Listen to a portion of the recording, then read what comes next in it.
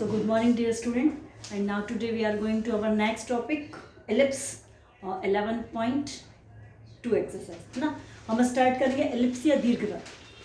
सबसे पहले हम इसकी एक्चुअली शेप तो हमें पहले ही पता था, हमने जब चैप्टर स्टार्ट किया था कॉनिक सेक्शन तब उसका शेप हमें पता था कि कुछ ओवल शेप सा होता है ना। अब इसकी थोड़ी सी हम बुकिश डेफिनेशन और उसका कुछ कॉन्सेप्ट हम समझते हैं। पहले जो बुकिश डेफिनेशन इसके अकॉर्डिंग है, an ellipse is the set of the all points in a plane the sum of whose distances from two fixed points in the plane is a constant. इसका ये तो एक बुकिश डेफिनेशन है। Practically क्या चीज़ है हम थोड़ा सा इसे एक्सप्लेन करते हैं कि एलिप्स का मीनिंग है एलिप्स जो आपके पास ये जो शेप आपको दिख रहा है दिस इज द एलिप्टिकल या एलिप्स शेप है ना। और यहाँ पर जो हमने स्टडी किया था parabola, parabola have a one fix point in one line है ना। वन लाइन थी और एक फिक्स पॉइंट था, उससे जो इक्वल डिस्टेंस पर जो पॉइंट्स आ रहे थे उसको अगर आपने ज्वाइन किया तो आपको शेप मिल रहा था वहाँ पर क्या पैराबोला। बट यहाँ पर क्या आपके पास टू फिक्स पॉइंट से एनी फिक्स पॉइंट या set of the all points the sum of the two fix distance of the sum of the two fix points the constant term. इसका मतलब ये है कि यहाँ पर जो टू फिक्स, ये आपके पास सेंटर है X axis Y axis, that mean 0 0 जो इसके कोऑर्डिनेट होते हैं। क्लियर? इससे दोनों एक्सेस पर है ना सेम डिस्टेंस पर मैंने टू पॉइंट्स लिए f1 और एक पॉइंट लिया f2। क्लियर? इसे बोलते हैं फोकई या फोकस। जो हमने वहां पर शो किया था f वो फोकस था, यहाँ पर टू पॉइंट्स है दैट मीन्स प्लूरल वर्ड होगा वो होगा फोकई FOCL है ना। तो ये फोकई जैसे आप कहेंगे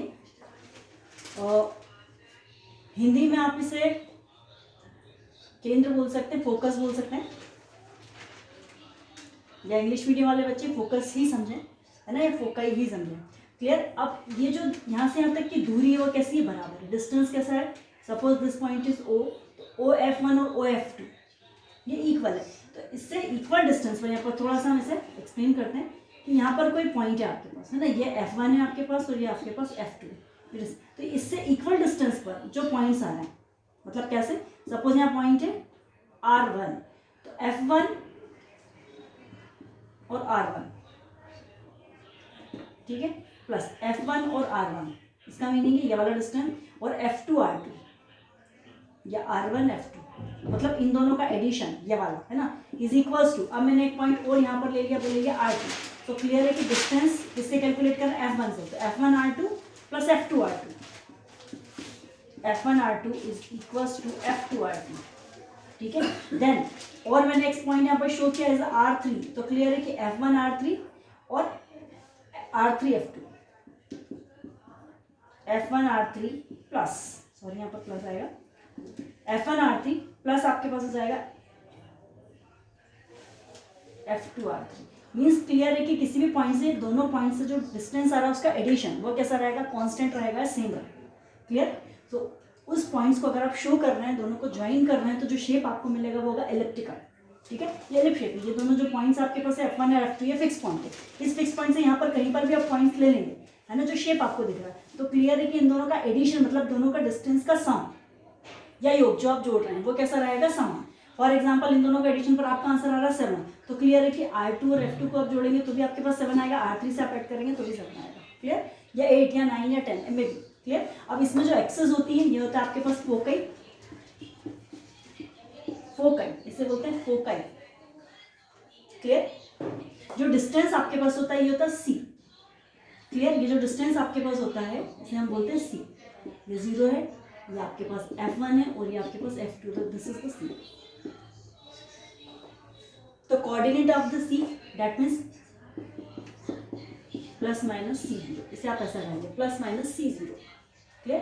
देन जो अब आपके पास सेकंड जो ये वाला डिस्टेंस है, ये वाला इतना डिस्टेंस है ना, जो भी आपके पास मेजर और माइनर एक्सेस, यहाँ पर टर्म्स आपके पास आएंगे मेजर एक्सेस और माइनर एक्सेस। मेजर एक्सेस जैसा कि नाम से क्लियर आ रहा है, जिसकी डिस्टेंस ज्यादा है, जिस एक्सेस को ज्यादा कवर कर रहा है ना, तो वो होगा आपके पास मेजर एक्सेस। यहाँ पर एक्स एक्सेस को कवर कर रहा है, एक्स एक्सेस ही आ रही है यहाँ पर, तो आप उसे बोलेंगे मेजर एक्सेस।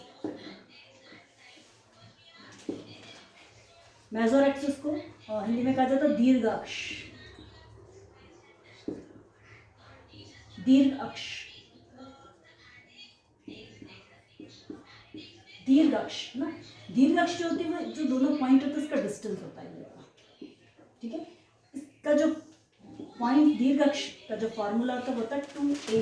2a का मीनिंग क्या है, डिस्टेंस 0 बिटवीन, इसे आप ए और एडेश नेम दे सकते हैं या एडिशन है, क्लियर है कि नेगेटिव साइड है तो हमने इसे एडेश नेम दे दिया। तो इसके जो कोऑर्डिनेट्स आपके पास होते हैं, then this is minus A zero, clear है, and this is plus A zero. ये भी इक्वल डिस्टेंस पे ही होगा बिल्कुल, है ना, क्योंकि ये पॉइंट फिक्स है और जब आप सम वाले पॉइंट्स को आप ऐड करेंगे तो वो सेम ही रहेगा, है ना। तो ये जो डिस्टेंस आपके पास एडेश और आ रहा है वो same distance, okay.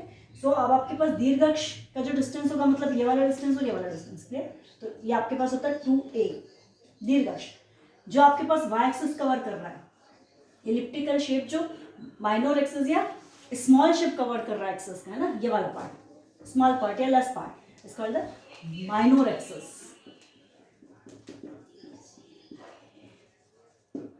Minor axis जिसे हिंदी में बोलते हैं लघु अक्ष,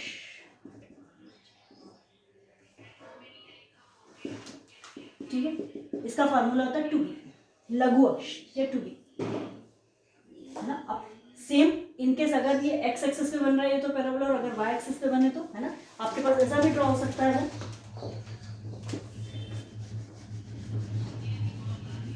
आप उसे ऐसा भी ड्रॉ कर सकते हैं। अब इस टाइप का अगर ड्रॉ हो रहा है तो आप क्या करेंगे, क्लियर। तो आपके पास जो मेजर एक्सिस आएगी ये वाली, वो बी वाली आएगी, मतलब वाई एक्सिस वाली आएगी, है ना। दैट मीन्स जो मेजर एक्सिस आपके पास हो जाएगी वो होगी 2b, मेजर एक्सिस 2b और माइनर एक्सिस 2 है, जो स्मॉल कवर है, ये डिस्टेंस यही रहेगा, and this distance is A and this is b, ये b ही रहेगा, क्लियर। सो आपके पास मेजर एक्सिस हो जाएगा 2b और माइनर एक्सिस हो जाएगा 2a, है ना। इस टाइप भी आपके पास पॉसिबिलिटीज है। देन अब आप और क्या इसमें कैलकुलेट करेंगे, है ना, जो आपके पास टर्म्स आएंगी,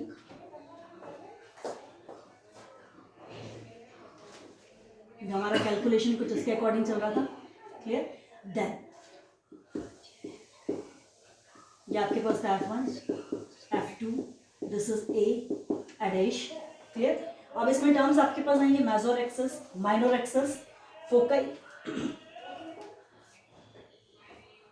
फोकई को आप बोल सकते हैं नाभि, नाभि के निर्देशांक, हिंदी में से कहा जाता है नाभि, बट आप फोकई ही स्टडी करें तो बेटर रहेगा, नाभि के निर्देशांक, ठीक है,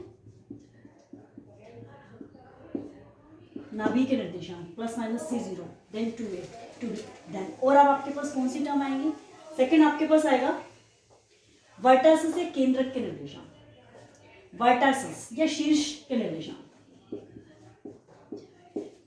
शीर्ष, या इसे आप बोल सकते हैं वर्टासिस, कोऑर्डिनेट ऑफ वर्टासिस, है ना। कोऑर्डिनेट ऑफ वर्टासिस आपके पास होते हैं plus minus A0, plus minus A0, that means this and this, इस पॉइंट पर जो आ रहे हैं आपके पास वो होंगे वर्टासिस, क्लियर। ये जो डिस्टेंस आपके पास टोटल आ रहा है, इतना पूरा जो डिस्टेंस आपके पास आ रहा है वो है 2a, जो आपके पास y एक्सिस पर डिस्टेंस आ रहा है वो है आपके पास 2b, ये वाला 2b, क्लियर।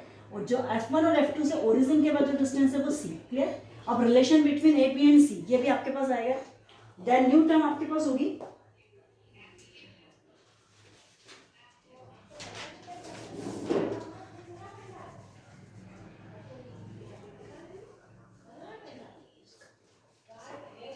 देन आपके पास एक टर्म होगी रिलेशन,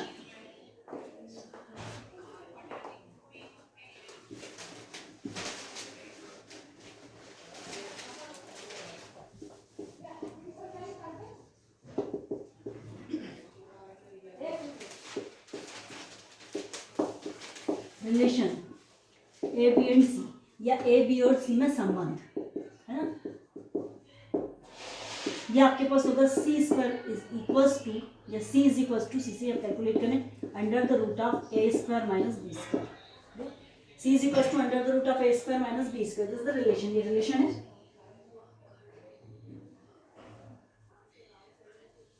देन इसमें एक टर्म और आती है वो है एसेंट्रिसिटी, एसेंट्रिसिटी मीन्स उत्केंद्रता, है ना, हिंदी में आप उसे कहेंगे उत्केंद्रता, एसेंट्रिसिटी।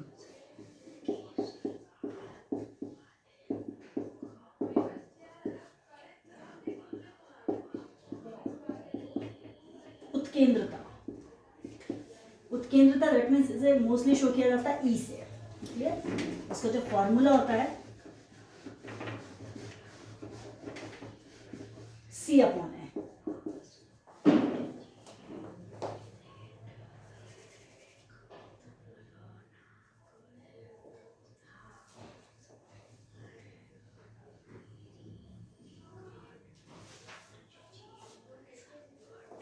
देन स्टैंडर्ड फॉर्म जो आपके पास होती है अभी उत्केंद्रता मीन्स व्हाट, उत्केंद्रता क्या चीज़ है ना, इसको हम थोड़ा सा फोकस करते हैं.